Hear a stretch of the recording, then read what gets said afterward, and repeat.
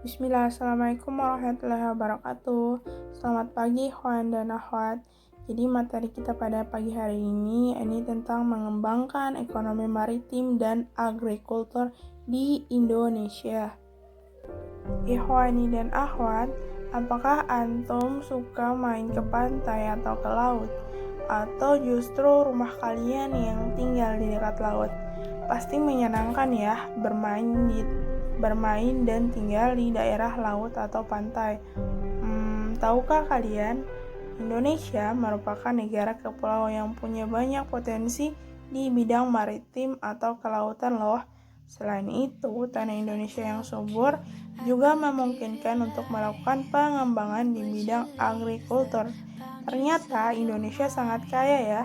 Sekarang kita belajar bagaimana cara mengembangkan ekonomi maritim dan agrikultur di Indonesia. Pertama kita bahas adalah ekonomi maritim. Ternyata ekonomi maritim dan ekonomi kelautan itu berbeda loh. Ekonomi kelautan adalah kegiatan ekonomi yang dilakukan di wilayah pesisir dan lautan serta di darat yang menggunakan sumber daya alam atau SDA dan jasa-jasa lingkungan kelautan untuk menghasilkan barang. Sedangkan ekonomi maritim merupakan kegiatan ekonomi yang mencakup transportasi laut, industri galangan kapal dan perawatannya, pembangunan dan pengoperasian pelabuhan, serta industri jasa terkait. Nah, ada beberapa sektor yang ada dalam lingkup ekonomi maritim di Indonesia, yaitu sektor pelayaran, perikanan, dan sektor pariwisata bahari. Yuk kita bahas satu persatu. Satu, sektor pelayaran. Meskipun Indonesia merupakan salah satu negara kepulauan terbesar, industri pelayaran Indonesia masih memiliki banyak tantangan untuk dihadapi.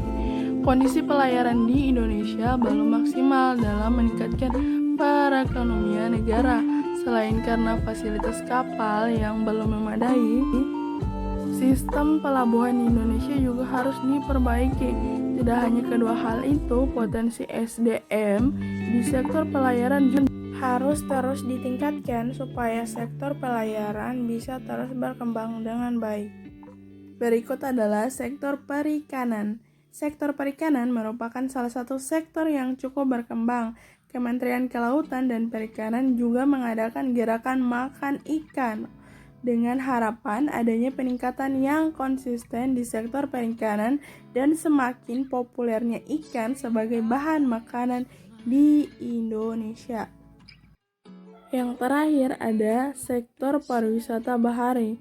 Jika pariwisata bahari di Indonesia dapat dimaksimalkan, maka akan menimbulkan banyak dampak positif seperti terserapnya lapangan pekerjaan, meningkatkan minat investor di bidang pariwisata, dan lain sebagainya. Salah satu contoh pariwisata bahari adalah Raja Ampat Papua. Kan tetapi sektor pariwisata bahari juga belum dikembangkan dengan maksimal nih. Semoga kedepannya akan bisa lebih dikembangkan dengan maksimal ya. Seperti yang kalian saksikan dalam video berikut, Raja Ampat merupakan pulau yang paling indah di Indonesia tapi sayang banyaknya sampah. Wah, ternyata masih banyak ya yang harus dikembangkan. Lalu, strategi dan kebijakan apa aja sih yang bisa digunakan untuk mengembangkan ekonomi maritim di Indonesia? Yuk lihat gambar berikut. Kebijakan pengembangan ekonomi maritim di Indonesia. 1. Meningkatkan pengolahan pelabuhan serta alat-alat menunjang aktivitas pelabuhan dan menjalin kerjasama internasional. 2. Mengembangkan pengolahan ikan. 3. Menyediakan lahan khusus untuk pengembangan ekonomi maritim. Yang terakhir, perbaikan sumber daya manusia dan membuka jurusan ekonomi maritim di perguruan tinggi. Ekonomi agrikultur. Nah, ada yang tahu nggak sih apa yang dimaksud dengan ekonomi agrikultur? Ya, benar. Ekonomi agrikultur merupakan upaya peningkatan perekonomian dengan memberdayakan sektor pertanian. Agrikultur merupakan kegiatan pemanfaatan sumber daya alam yang dilakukan oleh manusia untuk menghasilkan bahan pangan, bahan baku industri, sumber energi, atau untuk mengelola lingkungan hidup. Ekonomi agrikultur meliputi budaya tanaman, bercocok tanam, atau peternakan dan bisa juga pemanfaatan mikroorganisme dan bioenzim dalam pengolahan produk seperti pembuatan keju dan tempe. Wah, menarik ya. Potensi dan peran agrikultur di Indonesia. Nah, negara kita Indonesia memiliki wilayah yang subur dan beriklim tropis, sehingga sangat baik untuk aktivitas pertanian. Selain itu, Indonesia juga memiliki tanaman unggul seperti padi, kedelai, kacang tanah, ubi kayu, dan berbagai tanaman lain. Nah, ada beberapa faktor pendukung ekonomi agrikultur di Indonesia loh. Apa aja?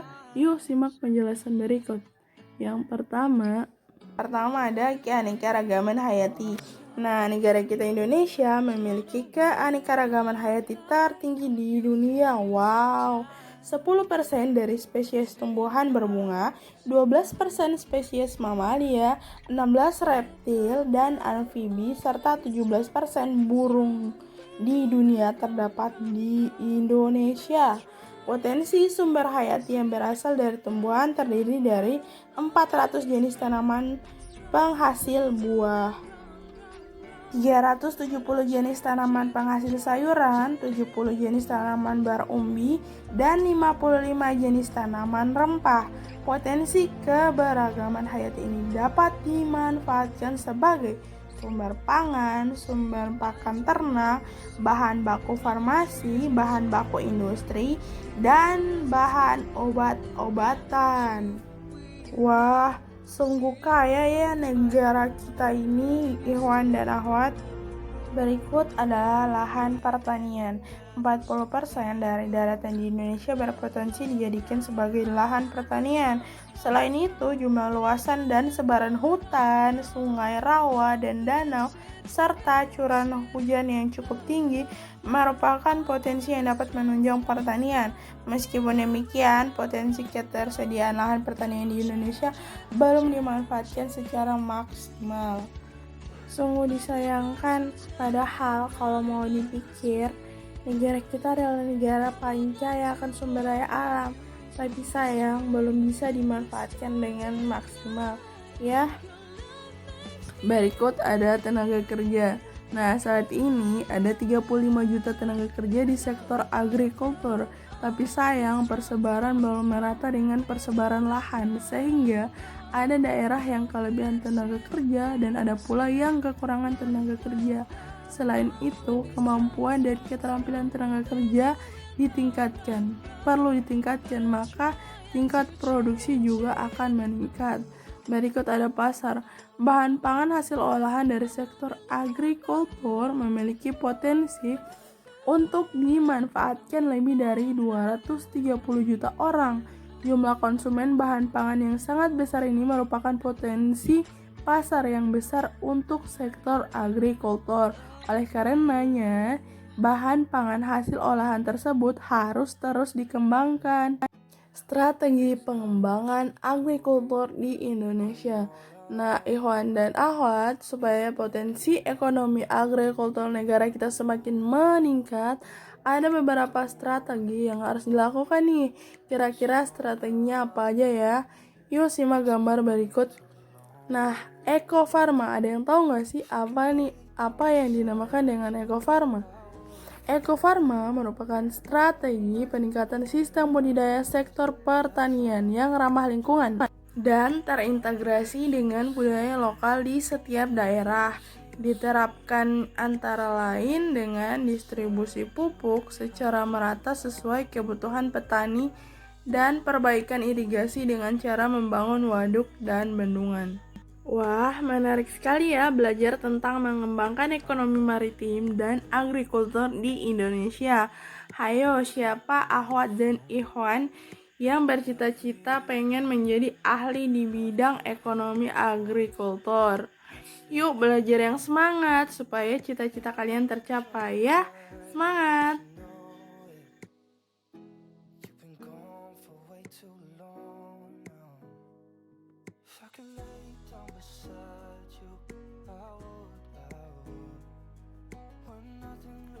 Salam lestari, jangan lupa tetap jaga diri dan jaga lingkungan kita ya. Assalamualaikum warahmatullahi wabarakatuh.